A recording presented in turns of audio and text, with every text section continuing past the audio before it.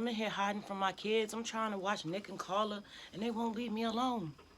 I don't know what it is with them. Sundays sometimes end up being a family day, but lately it's become a me day because all through the week I'm working so much and with the kids so much. By the time Sunday comes, I think they've stopped appreciating me. Because how you gonna walk in my room at 6:30 in the morning and ask me for something? Every single last one of them, instead of saying good morning, they asked me for something. One of them wanted tortillas. What do you need tortillas at 6 o'clock in the morning for? Where do you get that from? Their mama. Because I promise you, they got that from me. Then the other one want to do a photo shoot. It is 8:30 in the morning on my day off. What do you mean? Unfortunately, when you work for yourself and everybody in your family has their own business, it's a family-run business. There are no days off. This is my fake day off. Like, leave me alone. Then the other one come in there, and before they even know what I'm cooking, can I have some? You don't even know what it is. Why are you asking me for something? You don't even know what it is. Like, oh my God. Just, they're just bigger versions of their baby selves, I swear.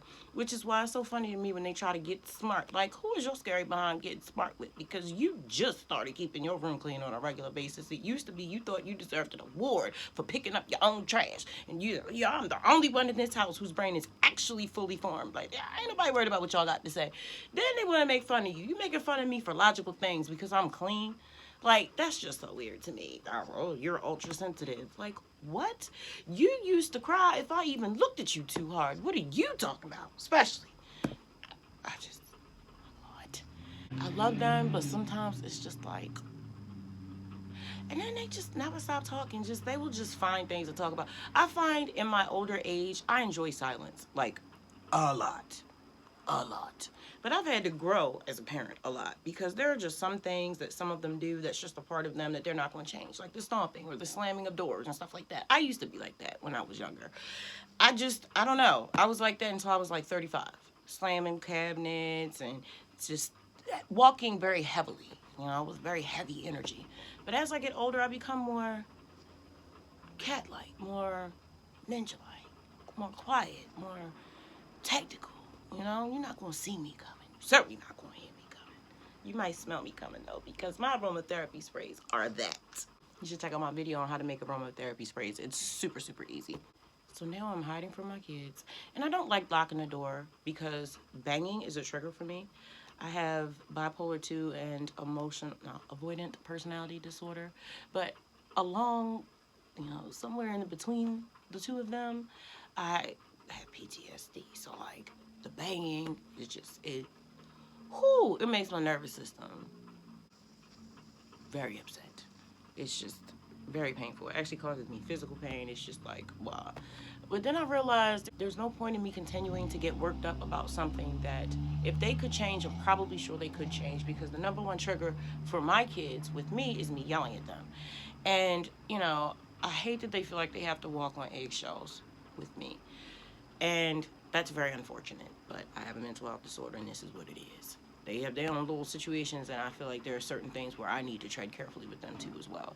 And I realize that I need to start treating these kids like they have the conditions that they have and not just look at them like they're being disrespectful or mindless. No, like, I have to keep in the forefront of my mind that I'm not the only one that has issues that are being dealt with, so I just need to give them more grace, which I do. And I have been working on lately, and they give it to me as well. But we trigger each other so easily. So it's very challenging to have a mental health disorder when you are raising kids that have mental health disorders. Very challenging.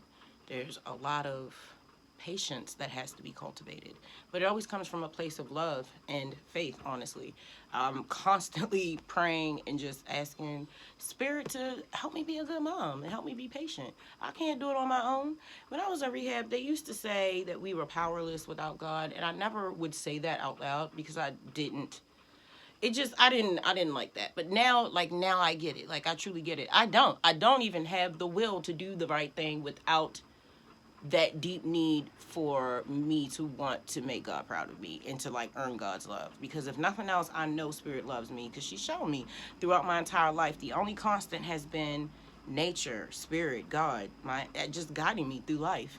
every human being has let me down. People are a disappointment because people are just people, and at the end of the day, we are animals, and we want to take care of our own life, and we're going to put ourselves before anyone else. Until you have a baby or fall in love, and then now you are valuing that person just as much as yourself or more than yourself. And that is why we don't eat our children. But, man, I be thinking about putting them on Facebook. Walking, baby, drop me up the wall, baby. But that's where you have to learn how to manage your own triggers. I realize I can't change their behavior, and I don't want to keep like getting on them because they live here. This is not like school. They live here. Like, we live together. So if I'm getting on them every single day, that becomes how their life is. And who the hell want to live in a reality where you're constantly being fussed at? Because eventually you're going to feel like you're not good enough or there's something wrong with you. Ain't nothing wrong with them kids. It's normal stuff. I'm just triggered by these things. So that means I got to fix my own triggers. That has nothing to do with them. You know what I'm saying? Because the world is not going to change itself for you. You have to change yourself to be okay in the world. Even if you, like me, want to live in the middle of the woods and never speak to another human being again, that's just not the position I was born into. I have to deal with people, so I have to learn how to deal with my triggers. Oh my God. See, I'm still raising myself. I'm raising them, but they're grown. So that little 8-year gap that I lost custody of them because of my drug use, that was when a lot of the things that could have been instilled that would be making my life alive. But who knows? Like, I can't really say that. I always think that if they would have been with me, they would have turned out better. But, like, I like them. And they're really good people. And I don't think that there's anything that they need to change outside of maybe being more confident and communicating better. You know, I can't change the past, but I can certainly make sure that I don't repeat it. But yeah, girl. You kids be getting on your nerves. How old are y'all children that y'all raising? My husband and I had 6, and they're all 2 years apart. I have 3 sets of Irish twins. So right now the oldest is 24, and the youngest is about to be 16. So the ones I have here are 20, 19, and about to be 16. So they're grown, but they ain't that grown. They are not that grown. I thought I was grown. I ain't that grown. Because some things, I be clutching my pearls. I'll be looking online and seeing some of this stuff, and I'll be like, oh my God. So I ain't that grown. And I still have so much to learn and a lot more growth that needs to happen.